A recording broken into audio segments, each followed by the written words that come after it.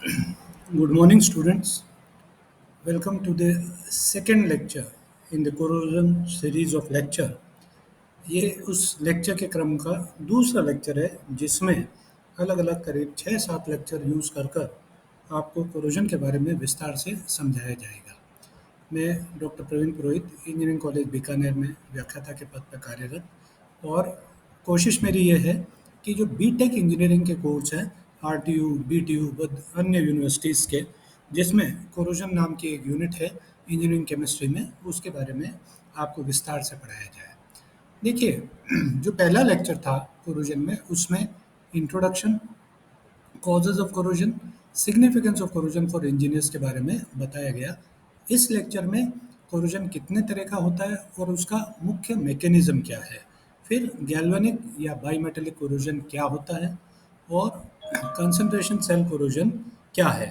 तो ये जो चीज़ें हैं, प्रोटेक्शन अगेंस्ट कोरोजन, फिर distinguish between galvanisation and tinning, फिर factors affecting the rate of corrosion, stress and pitting corrosion इत्यादि, इसके बारे में अन्य सीरीज ऑफ लेक्चर में बताया जाएगा। अब अपन सबसे पहले पढ़ते हैं थ्योरीज ऑफ कोरोजन। देखिए, थ्योरीज ऑफ कोरोजन की जब अपन बात करते हैं तो कई सारी थ्योरीज इसके बारे में दी गई है, कोरोजन के लिए समय समय पर दी जाती है, जिसमें तीन मुख्य थ्योरी है। पहला, एसिड या कार्बोनेट फॉर्मेशन, एसिड या कार्बोनेट फॉर्मेशन थ्योरी। दूसरी, केमिकल कोरोजन थ्योरी, जिसका दूसरा नाम ड्राई कोरोजन थ्योरी भी है। इसको ड्राई कोरोजन के नाम से भी अपन जानते हैं। तो ड्राई कोरोजन, जैसे नाम से पता पड़ता है, तो इस ड्राई कोरोजन में किसी भी तरह की लिक्विड या तरल अवस्था की उपस्थिति नहीं है और केवल शुष्क अवस्था में कोरोजन होता है। फिर आप देखिए, नेक्स्ट है electrochemical corrosion. Electrochemical corrosion theory जो सबसे ज़्यादा एक्सेप्टेबल थ्योरी है और ये वेट थ्योरी ऑफ कोरोजन के नाम से भी जानी जाती है। अब अपन पढ़ते हैं सबसे पहले acid attack theory. Acid attack theory, as the name indicates, acid की प्रेजेंस जरूरी है। जब एसिड की बात करते हैं तो जनरली लिक्विड या इस तरह का एसिड है। तो 19वीं सदी के आसपास इस थ्योरी का डेवलपमेंट किया गया और इस थ्योरी के हिसाब से कि कोरोजन के लिए जैसे कुछ गैसेस हैं, carbon dioxide, nitrogen dioxide, carbon dioxide, nitrogen dioxide, sulphur dioxide gases इत्यादि, ये क्या करती हैं, पानी के मेटल के साथ में पानी की प्रेजेंस में रिएक्ट कर कर कुछ एसिड का निर्माण करते हैं। एसिड का निर्माण इस प्रक्रिया के द्वारा अपन देख सकते हैं कि जैसे कार्बन डाइऑक्साइड और वाटर कार्बोनिक एसिड बनाएगा, है ना। फिर आप देखेंगे नाइट्रिक ऑक्साइड, तो वाटर के साथ में नाइट्रिक एसिड, सल्फर डाइऑक्साइड इत्यादि, सल्फ्यूरस एसिड, सल्फ्यूरिक एसिड। तो इसमें ये पाया जाता है, इसका जो सपोर्ट है वो ये देखा जाता है कि रस्टिंग यानी आयरन में जंग लगना टेक प्लेस फास्टर, तेजी से होता है किसमें, जो सॉल्यूशन एसिड होता है, किसके कंपैरिजन में, न्यूट्रल या एल्कलाइन सॉल्यूशन के कंपैरिजन में। तो ये कहीं न कहीं सजेस्ट करता है कि यदि एसिड प्रेज़ेंट है, तो उसमें रस्टिंग की प्रक्रिया तेज़ी से होगी। ऑक्सीजन और वाटर नेसेसरी है किसके लिए, रस्टिंग ऑफ आयरन के लिए। तो बेसिक सॉल्यूशन की जगह एसिडिक सॉल्यूशन होना चाहिए। According to this theory, traces of acid are necessary for corrosion to occur. तो चाहे कार्बन डाइऑक्साइड हो, वो डिज़ोल्व इन वाटर, तो अपन dissolved in water for corrosion and its forms of carbonate and bicarbonic acid। तो carbonate और बाइकार्बोनिक acid के हिसाब से यदि अपन कंसिडर करें तो उसके केस में अपन ये देखेंगे कि अल्टीमेटली क्या होगा कि कार्बोनिक एसिड का फॉर्मेशन यदि कंसिडर कर रहे हैं तो कार्बोनिक एसिड क्या करेगा, उसके साथ में रिएक्ट करेगा और अल्टीमेटली क्या करेगा, क्या फॉर्मेशन करेगा, वो कार्बोनिक एसिड का फॉर्मेशन करेगा जो मेटल्स वगैरह के साथ रिएक्ट करेगा। इनिशियल कोरोजन कैसे होगा कि भाई वाटर, ऑक्सीजन, कार्बन डाइऑक्साइड इत्यादि डिजोल्व कर कर उस मेटल के कार्बोनेट बनाने की कोशिश करेंगे। लेकिन कुछ मेटल जैसे जिंक वगैरह है, तो उनके लिए ये थ्योरी क्या है, सत्य थ्योरी नहीं है। तो इस तरह से अपन ये देखते हैं। फिर देखिए उदाहरण के लिए कि कार्बन डाइऑक्साइड पानी के साथ रिएक्ट कर कर कौन से एसिड का निर्माण करता है, कार्बोनिक एसिड। फिर आप देखें कि आयरन इस कार्बोनिक एसिड के साथ रिएक्ट कर कर किसका निर्माण कर रहा है, ठीक है, तो ये फेरस कार्बोनेट का निर्माण करता है। फिर फेरस कार्बोनेट, फिर वाटर के साथ में ऑक्सीडाइज होकर ferric hydroxide plus carbonic acid. अब खास चीज़ क्या है इस रिएक्शन में कि ये जो कार्बोनिक एसिड है ये वापस रीजनरेट होता है, और ये कार्बोनिक एसिड आप देखेंगे कि वापस जाकर तैयार है किसके साथ रिएक्ट करने के लिए, कि भाई ये रिएक्ट करने के लिए ये है कि किसके साथ रिएक्ट करेगा, इस कार्बोनिक एसिड के साथ में जाकर ये रिएक्ट करेगा। तो अल्टीमेटली ये आयरन के साथ में रिएक्ट करेगा। तो अल्टीमेटली ये प्रक्रिया होती रहेगी, कार्बोनिक एसिड जनरेट होता रहेगा और धीरे धीरे वो आयरन जो है वो कन्वर्ट होता जाएगा। तो सॉल्युबल हाइड्रेटेड फेरिक ऑक्साइड उस फॉर्म में कन्वर्ट हो जाएगा। Carbonic acid is regenerated and ready for further attack. Excess acid present in the atmosphere promotes corrosion and other gases like H2S, SO2, SO3, chlorine etcetera वो भी इसके साथ में react करते हैं। अब आप देखिए दूसरी थ्योरी, पहली तो थी एसिड अटैक थ्योरी, दूसरी इंपॉर्टेंट थ्योरी है ड्राई कोरोजन या केमिकल कोरोजन थ्योरी। तो ड्राई कोरोजन में बस अपने को ये ध्यान रखना है कि इस ड्राई कोरोजन में क्या चीज़ नहीं है, वाटर की उपस्थिति नहीं है, और गैसेस जो हानिकारक गैसेस हैं एनवायरनमेंट में प्रेजेंट हैं, इनऑर्गेनिक लिक्विड्स हैं जो गीला नहीं करते, ड्राई अवस्था में रखते हैं, उनकी मदद से होगा। तो तीन टाइप्स ऑफ केमिकल कोरोजन है। पहला ऑक्सीजन की क्रिया के द्वारा। तो ऑक्सीजन की क्रिया के द्वारा जो होता है उसको आप क्या कहते हैं, ऑक्सीडेशन कोरोजन। दूसरा दूसरा यदि अपन कंसिडर करें तो दूसरा एग्जाम्पल यदि अपन देखें तो वो है कोरोजन बाई अदर गैसेस, दूसरी गैसेस हैं ऑक्सीजन के अलावा। और तीसरा इंपॉर्टेंट है लिक्विड मेटल कोरोजन। तो लिक्विड मेटल कोरोजन के द्वारा भी ये कोरोजन किया जा सकता है, उसका मेटल का नुकसान होता है। सबसे पहले देखिए ऑक्सीडेशन कोरोजन। ऑक्सीडेशन जैसे नाम से पता पड़ रहा है कि यहाँ पर गैस जो इन्वॉल्व है वो ऑक्सीजन होगा, और वो ऑक्सीजन गैस क्या करता है, high temperature metal in the absence of moisture. ये सबसे इम्पोर्टेंट चीज़ कि यहाँ पर मॉइस्चर नहीं होना चाहिए। तो मॉइस्चर नहीं होता है तो ऑक्सीजन रिएक्ट कर कर इसमें एल्कली मेटल या एल्कलाइन अर्थ मेटल ऑक्सीजन के साथ रिएक्ट कर कर क्या करते हैं, बहुत तेज़ी से मेटल ऑक्साइड का निर्माण करते हैं। यदि अपन देखें इसको एक उदाहरण के लिए, तो मेटल का ऑक्सीडेशन हुआ, ऑक्सीडेशन यानी लॉस ऑफ इलेक्ट्रॉन। मेटल इसने एन नंबर ऑफ इलेक्ट्रॉन्स, मान लीजिए 2 इलेक्ट्रॉन दिए, तो ये प्रक्रिया क्या कहलाएगी, ऑक्सीडेशन कहलाएगी। अब ये इलेक्ट्रॉन कौन लेगा, इलेक्ट्रॉन लेने वाला जो एजेंट है वो है ऑक्सीजन। ये 2 इलेक्ट्रॉन गेन कर कर ऑक्साइड आयन का निर्माण करता है। अब क्या होगा, ऑक्सीजन सतह पर है, मेटल आयन डिफ्यूज होकर जाएंगे और इस ऑक्सीजन ऑक्साइड आयन के साथ में मेटल और ऑक्साइड आयन आपस में क्रिया कर कर क्या बना लेगा, मेटल और ऑक्साइड इस तरह से।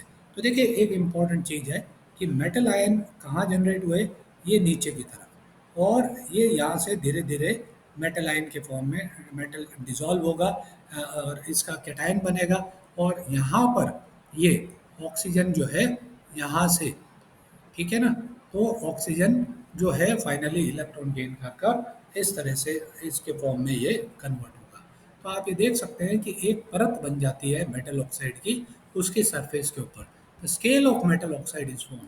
ये नेट रिएक्शन, लास्ट रिएक्शन जो अपन देख रहे हैं उसमें क्या देख रहे हैं कि ये फाइनली ये रिएक्शन हो रहा है मेटल ऑक्सीजन ऑक्साइड आयन के साथ कंबाइन कर कर इस तरह से, जैसे ये मेटल यहाँ बना, ये मेटल यहाँ से डिफ्यूज़ हुआ, ऑक्सीजन यहाँ से डिफ्यूज़ हुई, और अल्टीमेटली क्या फॉर्मेशन होगा, मेटल ऑक्साइड का निर्माण हुआ। तो अल्टीमेटली आपने क्या देखा कि इस तरह से ये मेटल ऑक्साइड उसके सरफेस पे बन जाता है। इसको और यदि ध्यान से देखें तो आप ये देखेंगे कि मेटल आयन और ऑक्साइड आयन का, ऑक्साइड आयन और मेटल आयन आपस में मिल जाते हैं, और इस तरह से वो लेयर। अब ये जो अभिक्रिया है, ये जो रिएक्शन है, ये जनरली किस में होती है, आप ये देख सकते हैं कि मेटल ऑक्सीजन इत्यादि। तो उदाहरण के तौर पर यदि देखें तो इसको एक रूल है, पिलिंग बेडवर्थ रूल, बहुत ही इंपॉर्टेंट रूल है, एग्जामिनेशन पॉइंट ऑफ व्यू से भी इम्पॉर्टेंट है। तो इसको अपन कहते हैं पिलिंग बेडवर्थ रूल। पिलिंग बेडवर्थ रूल में देखिए क्या है, नेचर ऑफ मेटल ऑक्साइड के हिसाब से कि मेटल ऑक्साइड किस तरह का बन रहा है, ये बताया जा सकता है कि फर्दर उस पर और रिएक्ट करेगा मेटल या नहीं। अब ये जो फिल्म बनती है वो अलग अलग तरह की है, जैसे स्टेबल, स्टेबल का जैसे नीचे एग्जाम्पल में आप देख रहे हैं कि एक मेटल है, इस मेटल के चारों तरफ एक आप ये देख रहे हैं कि स्टेबल मेटल ऑक्साइड की लेयर बन रही है। अब ये मेटल ऑक्साइड की लेयर अब मान लीजिए अनस्टेबल है, तो अनस्टेबल में आप क्या देखेंगे कि ये जो ऑक्साइड की लेयर है ये यहाँ से निकल गई। तो जब निकल गई तो अल्टीमेटली क्या होगा, मेटल के ऊपर ये ऑक्साइड बनी, ये ऑक्साइड लेयर निकल गई और मेटल अलग हो गया और ऑक्साइड। इसी तरह से वोलेटाइल ऑक्साइड है, तो वोलेटाइल ऑक्साइड लेयर में क्या होगा, वापस आप ये देखेंगे मेटल ऑक्सीजन के साथ में, मेटल जो है ऑक्सीजन के साथ रिएक्ट कर रहा है। ये पीले कलर में जो बनाया है ये मेटल ऑक्साइड की लेयर है, और ये वोलेटाइल ऑक्साइड मेटल को छोड़ते हुए अलग हो गई। फ्रेश मेटल का सरफेस फिर ऑक्सीजन से रिएक्ट करने के लिए फिर तैयार हो गया, और ये फिर इस तरह से ये क्रिया चलती रहेगी। तो ये वोलेटाइल ऑक्साइड। फिर पोरस के केस में आप क्या देखेंगे कि ये मेटल के चारों तरफ ये जो लेयर है ये इसमें छेद है। तो छेद की मदद से आप क्या देखेंगे कि अल्टीमेटली ऑक्सीजन क्या करेगा, इसके अंदर जाएगा और मेटल के साथ रिएक्ट करेगा। तो पोरस के केस में भी ये बन सकता है। तो अल्टीमेटली कोरोजन इज एक्सेलरेटेड यदि वो, ये इंपॉर्टेंट चीज, the corrosion is also accelerated if the area covered by the product is less than the area corroded. यानी कि प्रोडक्ट मतलब आप एक उदाहरण के तौर पर समझिए कि यदि कोई मेटल है और उसके चारों तरफ कोरोडेड प्रोडक्ट पूरा उसको ढककर रखता है ना, जैसे मान लीजिए कोई मेटल है और उसके चारों तरफ ये पूरा कवर उसने कर लिया, तो नया एजेंट उसके पास आ ही नहीं सकता। तो जब आ ही नहीं सकता तो वो नया मेटल कोरोजन नहीं होगा। यदि वो पूरा नहीं ढक पाता तो उसे जगह मिलेगी एजेंट को रिएक्ट करने में। इसी को पिलिंग बेडवर्थ रूल के नाम से कहा जाता है। Oxide of alkali alkaline earth metal जो है इनका वॉल्यूम लेस देन होता है than that of the metal and hence non productive करते हैं, और एल्यूमिनियम के केस में प्रोडक्टिव लेयर बनती है। एक रेशियो है जिसको अपन पिलिंग बेडवर्थ रेशियो कहते हैं। ये जो पिलिंग बेडवर्थ रेशियो है ये volume of the metal oxide form और volume of the metal consume, इनके बेसिस पे रेशियो को अपन डिफाइन करते हैं। तो देखिए दोनों का रेशियो, यदि इस रेशियो का अनुपात यदि इस रेशियो का अनुपात आप ये देखेंगे less than the volume of, less than unity का मतलब क्या हुआ भाई, लेस देन यूनिटी यानी एक से कम है, एक से कम है यानी ऊपर वाला वॉल्यूम कम, ज़्यादा है, ऊपर वाला वॉल्यूम जो है वो कम है। तो यूनिटी से यदि कम है तो ऑक्साइड फिल्म कैसी होगी, नॉन प्रोडक्टिव होगी। लेकिन यदि अपन देखें oxide film formed over the surface metal कैसा है, पोरस है, छेद है, या फिर क्या है, the oxygen can diffuse the spores to bring further attack on the metal. अब यदि ये रेशियो 1 से ज़्यादा है या उसके बराबर है, तब आप देखोगे कि इस पर्टिकुलर केस में ये क्या होगा कि मेटल ऑक्साइड जो है प्रोडक्टिव है और उसका फर्दर प्रोटेक्शन होता रहेगा, वो उसकी एक प्रोटेक्टिव लेयर बनाती है। तो ऑक्सीजन जो रेट ऑफ कोरोजन है वो डिक्रीज हो जाएगा एल्यूमिनियम, क्रोमियम, टंगस्टन इत्यादि में।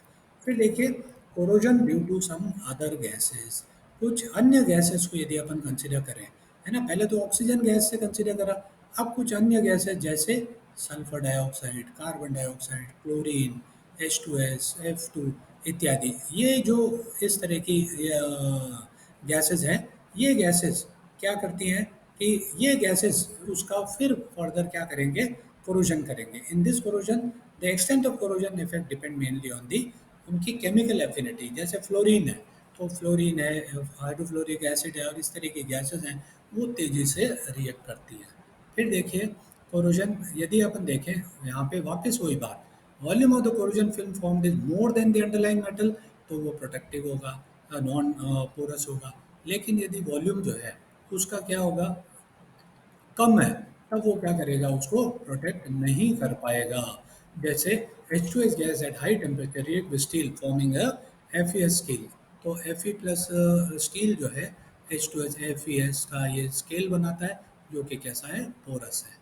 फिर देखें उदाहरण के तौर पर liquid metal corrosion. Liquid metal corrosion में क्या है, एक मेटल है, एक लिक्विड मेटल के कांटेक्ट में आता है और वो लिक्विड मेटल उसके अंदर उस एटम को, जो सॉलिड मेटल के एटम्स हैं उसको डिसॉल्व करता है। ये जनरली उच्च तापमान पर हाई टेम्परेचर पे सॉलिड मेटल या जो एलॉय है वो क्या होता है, धीरे धीरे डिसॉल्व होना चालू होता है। जब ये प्रक्रिया होती है तो internal penetration of the liquid metal into the solid metal, तो इस तरह की ये चीज़ें अपन इसमें देखते हैं। ठीक है ना, तो इसको अपन कहते हैं लिक्विड मेटल कोरोजन।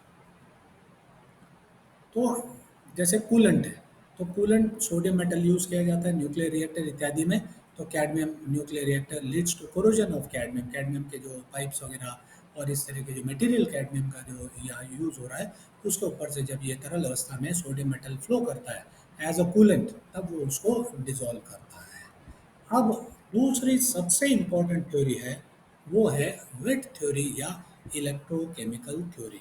देखिए, इस थ्योरी में जैसा कि नाम पता पड़ता है वेट, वेट का मतलब वाटर, और इसमें इलेक्ट्रोकेमिस्ट्री इन्वॉल्व है।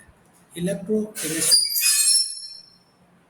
है ना, या तो वेट है यानी मॉइस्चर है, और या फिर इसमें क्या चीज़ इन्वॉल्व है, इलेक्ट्रोकेमिस्ट्री इन्वॉल्व है। तो इलेक्ट्रोकेमिस्ट्री इन्वॉल्व होने के लिए बेसिकली क्या चाहिए अपने को, एक अपने को एक चीज़ क्या चाहिए, इलेक्ट्रोकेमिकल सॉल्यूशन चाहिए। तो इलेक्ट्रोकेमिकल सॉल्यूशन के लिए यदि अपन देखें, यदि इसमें देखें तो ये कैसी है, कंप्रेहेंसिव और सबसे ज़्यादा एक्सेप्टेड थ्योरी है, जो ये एक्सप्लेन करता है almost all cases of corrosion. यानी आप इसके अंदर यदि कंसिडर करते हैं तो देखिए क्या चीज़ है, इलेक्ट्रोकेमिकल सेल का फॉर्मेशन। तो इलेक्ट्रोकेमिकल सेल बनने के लिए दो चीज़ें ज़रूरी है। सबसे पहला तो कोई ना कोई मेटल सरफेस, कोई पॉकेट इस तरह का होना चाहिए, और या फिर उसमें पानी या मॉइस्चर वाली चीज़ें वो इस तरह की प्रेजेंट होनी चाहिए। तो इसको देखो अपन इस तरह से समझ सकते हैं कि presence of a conducting medium, conducting medium यानी कि मॉइस्चर की प्रेजेंस जरूरी है जो उसको गीला बनाएगा। दूसरा, फॉर्मेशन ऑफ एनोडिक और कैथोडिक एरिया। तो ये एनोडिक और कैथोडिक एरिया जब बनेंगे, यानी एक एनोड रीजन होना चाहिए, एक कैथोड रीजन होना चाहिए, तभी वो इलेक्ट्रोकेमिकल सेल बनेगा और वो कंडक्टिंग मीडियम मेंटेन रहेगा। फिर है अकरेंस ऑफ ऑक्सीडेशन। दो चीज़ें अपने को हमेशा याद रखनी है, एक होता है एनोड, एक होता है कैथोड। कैथोड पर हमेशा रिडक्शन होगा, एनोड पर हमेशा ऑक्सीडेशन होगा। जिस मेटल का कोरोजन हो रहा है वो हमेशा एनोडिक एरिया फॉर्म करेगा। तो formation of non metallic ions like O H ion at cathodic area. तो अपन देखें यदि इसमें कंडीशन, तो कंडक्टिंग मीडियम यानी सबसे पहली चीज़ क्या जरूरी है कि आपको कंडक्टिंग मीडियम जरूरी है, फॉर्मेशन ऑफ एनोडिक या कैथोडिक एरिया जरूरी है, अकरेंस ऑफ ऑक्सीडेशन कहाँ पर होगा, एनोड पर, और कैथोड पर रिडक्शन हो जहाँ पर ओ एच आयन इस तरह के बनने चाहिए। फिर देखें, अब जो एनोड पर और कैथोड पर जो भी आयंस बन रहे हैं, इनका डिफ्यूजन होगा और ये आयंस आपस में जाकर मिलेंगे। इसको यदि अपन देखें समझें तो एक इलेक्ट्रोकेमिकल सेल को देखें। देखिए, इलेक्ट्रोकेमिकल सेल में दो इंपॉर्टेंट चीज़ अपने को ध्यान रखनी है। सबसे पहला, एक तो ये रीजन आपका बना हुआ है, ये, ठीक है, ये जो रीजन है ये इसका लेफ्ट साइड रिप्रेजेंट करता है, और एक है राइट साइड। तो जो आप यहाँ लेफ्ट साइड है और एक आप राइट साइड में, ठीक है। तो देखिए, लेफ्ट साइड और राइट साइड यदि इसको अपन डिवाइड करें तो लेफ्ट साइड हमेशा क्या होगा, एनोड होगा, और राइट साइड जो है उसको आप, राइट साइड को क्या लोगे, कैथोड लोगे। कैथोड पर हमेशा क्या होगा, रिडक्शन होगा, और एनोड पर क्या होगा, यदि इसको रिएक्शन के द्वारा समझें तो देखिए रिएक्शन में एक तो conducting liquid in contact with the metal आया, फिर दो डिसिमिलर मेटल या alloy partial immerse solution, corrosion occur due to the presence of anodic. यानी इलेक्ट्रोकेमिकल सेल में जो सबसे इंपॉर्टेंट कंडीशन है, रिक्वायरमेंट है, वो है एनोडिक या कैथोडिक एरिया का formation.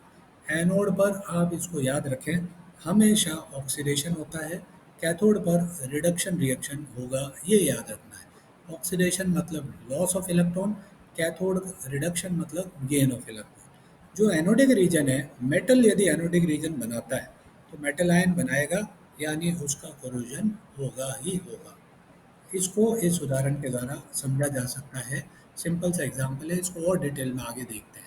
Mechanism of electrochemical corrosion. इस डायग्राम में आप देख सकते हैं कि इसमें क्लियरली एक तो ये रीजन है जो बता रहा है आयरन, आयरन किस में कन्वर्ट हो रहा है, Fe+2 में, और क्या दे रहा है साथ में, Fe+2 के साथ में Fe+2 तो बन रहा है और साथ में क्या बन रहा है इसमें, दो इलेक्ट्रॉन।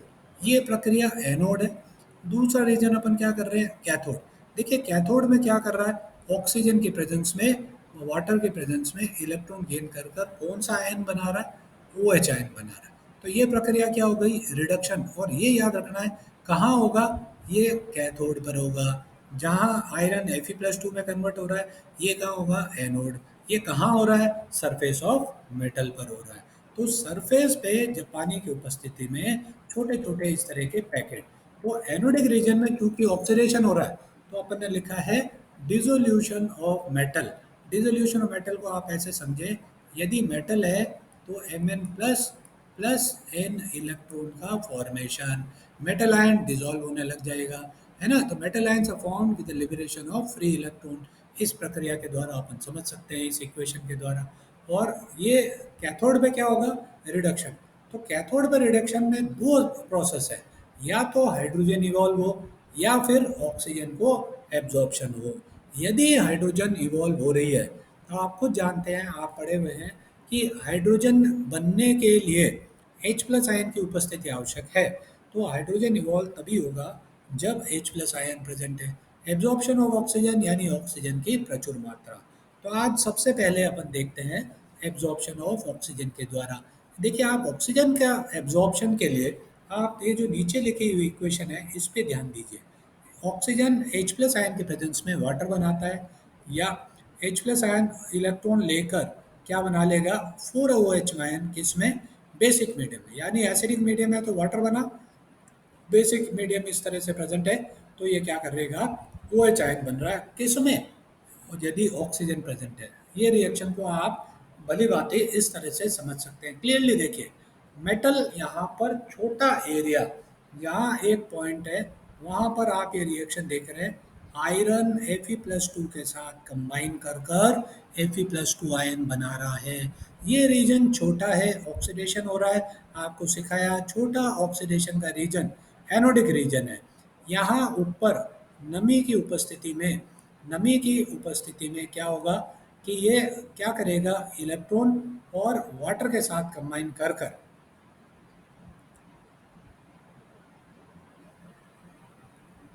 इलेक्ट्रॉन और वाटर के साथ कंबाइन कर कर क्या फॉर्म कर रहा है,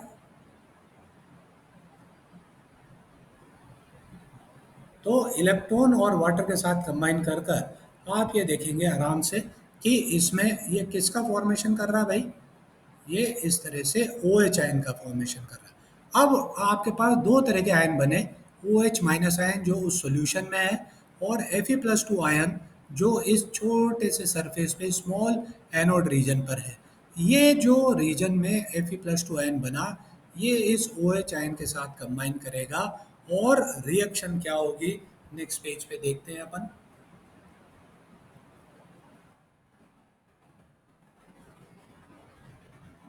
इस तरह से, तो आप ये देखें ध्यान से कि अब आप ये देख रहे हैं कि Fe+2 आयन, ये Fe+2 आयन उस OH आयन के साथ कंबाइन कर कर फेरस हाइड्रोक्साइड में कन्वर्ट हो गया।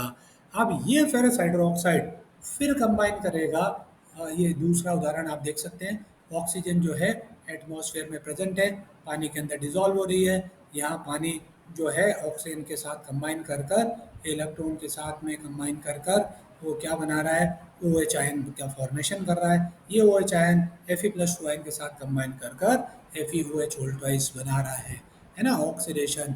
फिर कैथोड पर ये आपने रिडक्शन देखा, और ये फाइनल रिएक्शन FeOH वोल्टाइज का फॉर्मेशन। अब आप देखें तो इस तरह से केमिकल कोरोजन और इलेक्ट्रोकेमिकल कोरोजन में यदि अपन कंपैरिजन देखें, तो देखिए केमिकल कोरोजन में किस स्टेट में था, ड्राई स्टेट में था। इलेक्ट्रोकेमिकल के लिए मॉइस्चर की प्रेजेंस है। केमिकल कोरोजन किसके कारण है, डायरेक्ट केमिकल अटैक। जबकि यहाँ क्या है, एनोडिक और कैथोडिक एरिया का बनना। आप देखेंगे chemical corrosion homogeneous metal surface बनता है, जबकि हेट्रोजेनियस बाई मेटेलिक सरफेस बनता है। एनोडिक और कैथोडिक अलग अलग दिखने चाहिए। फिर देखिए कोरोजन प्रोडक्ट जो है, चौथा number, product accumulate at the place of corrosion, किसमें, केमिकल कोरोजन। जबकि इलेक्ट्रोकेमिकल कोरोजन में डिफ्यूजन होगा, एनोड का कैथोड का प्रोडक्ट आपस में मिलेंगे और फिर वो प्रोडक्ट बनेगा। और केमिकल कोरोजन जो है सेल्फ कंट्रोल प्रोसेस है, जबकि इलेक्ट्रोकेमिकल कोरोजन कैसा है, it is a continuous process.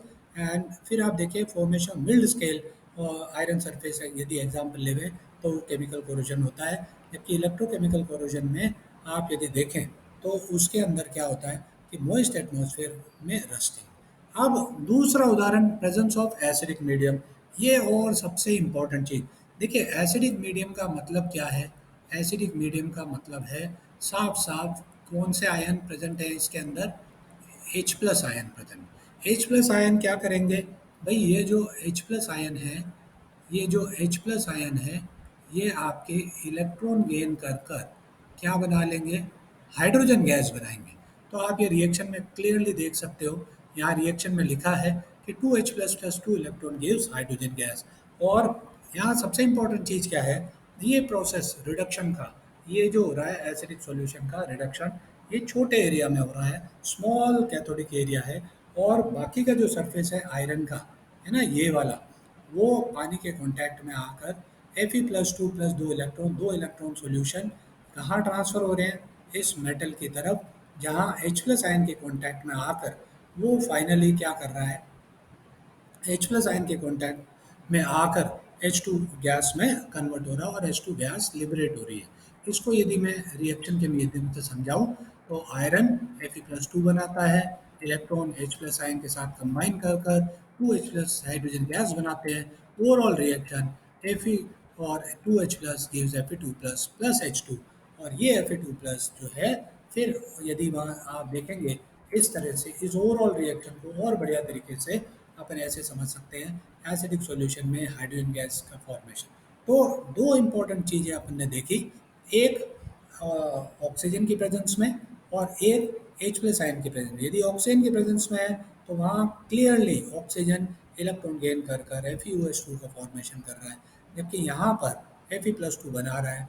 और वो Fe+2 फिर फर्दर इस तरह से रिएक्ट करेगा वाटर के साथ लिबरेटेड ये OH आयन, ठीक है ना, तो FeOH वोल्ट वाइज बनाएगा और फिर वो FeOH volt wise FeOH volt wise के साथ में। तो ये इम्पॉर्टेंट मैकेनिज्म था कोरोजन का, जो आपने इस पर्टिकुलर लेक्चर के माध्यम से समझा। ये इलेक्ट्रोकेमिकल थ्योरी ऑफ कोरोजन बहुत ही इम्पॉर्टेंट है एग्जामिनेशन पॉइंट ऑफ व्यू से भी, तो ये भी अपने को ध्यान रखना है कि इस तरह से, ठीक है। तो आइंदा आगे के लेक्चर सीरीज में फिर अपन इसको कंसिडर करेंगे।